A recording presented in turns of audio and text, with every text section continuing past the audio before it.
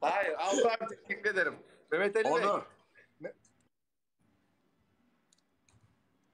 Eşleşmeyi kabul eder misin? Ne? İki kelime. İkinci. Tam bir kabul eder misin? Ya gelmedi ki. Geldim.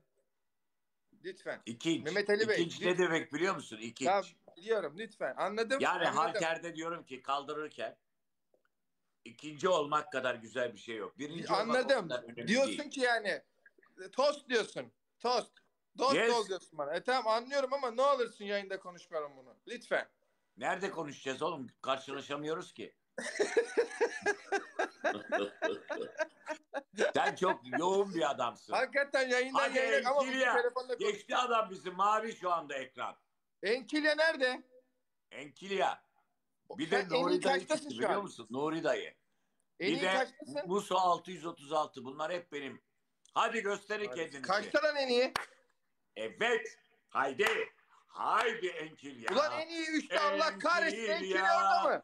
Dananay, nay, nananay, Ya nananay. Enkilya abi ya. Enkilya.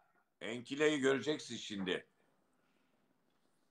Gösterecek şimdi geldiğini. Her şeyimi Hadi aldılar. Enkilya göster şimdi. Her Tam şeyimi zamanı, aldılar. tam Not zamanı yuntumu. şimdi. Haydi Enkilya. Enkil, haydi Enkil, Daha neler artık? haydi. Bunu kaldıramam.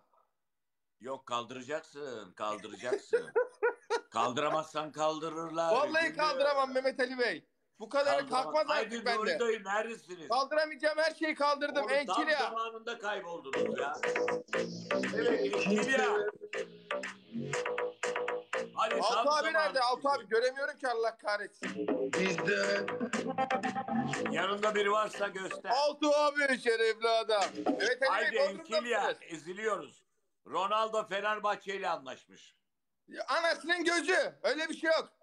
Ya oğlum her yerde yazıyor ya. Gerçekten mi? Evet. İstersen Ali Başkan'ı arayayım bu saatte gör. Bağlantı kurayım mı? Eğer Ronaldo Fenerbahçe'ye gelsin.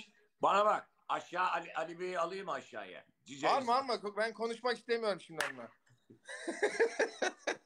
Hediye atıyorsa gelsin öyle de. Evet haydi Nuri dayı. Arkadaşlar iki Enkilya. katı Enkilya. Altı abi neredesiniz? Enkilya yaptı bir şey.